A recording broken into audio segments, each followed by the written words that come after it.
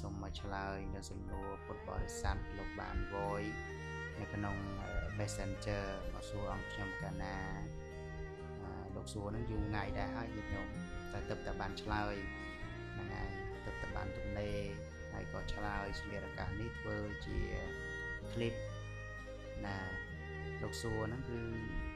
តើតើទៅនឹងវាល3អន្លង់4លោកឆ្ងល់ឬគេសូត្រឬគេនិយាយជាញឹកញយថាពាក្យហ្នឹងមានន័យដូចម៉េចមិនដាច់ពាក្យថាវាល3អន្លង់4នៅក្នុងពុទ្ធសាសនាពាក្យថាវាលហ្នឹងគឺធំណាស់ញាតិញោមมันអាចឆ្លងផុតมันអាចដើរផុតណាភ្លាមឬក៏មួយថ្ងៃអីឆ្លងផុតទេញាតិញោមណាពាក្យថាវាលគឺធំណាអញ្ចឹងក្នុងពុទ្ធសាសនាលោកសំដៅទៅនឹងវាលលោភៈណា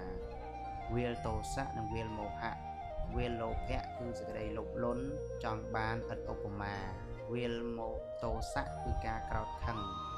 ណាសម្បាខឹងខ្លាំងខឹងច្រើនណាមោហៈសេចក្តីល្ងិតល្ងងណាអន្លង់4នោះគឺលោកចង់ប្រៀបធៀបជាមួយនឹងអន្លង់កាមមោខៈអន្លង់កាមណាការប្រាថ្នាចង់បានណាក្នុងការអារម្មណ៍ផ្សេងណាភវោខៈគឺអន្លង់ភពកុំឲ្យវង្វេងក្នុងភពណាមានរូបភពអរូបភពជាដើមណាទី3នោះគឺអន្លង់ទិដ្ឋោខៈគឺអន្លង់ទិដ្ឋិការយល់ណាការយល់របស់បុគ្គលម្នាក់ខុសគ្នាជាញោមអត់ដូចគ្នាទេណាអ្នកខ្លះគឺណាមច្ឆាទិដ្ឋិគឺការយល់ខុសច្រើនណាការយល់ត្រូវនោះក៏មានច្រើនណាប៉ុន្តែព្រះអង្គលោកឲ្យយើង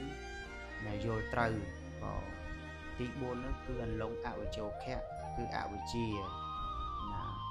ឲ្យឆ្លងផុតនៅអន្លង់4ហ្នឹងញាតិញោមណាសូមអនុមោទនា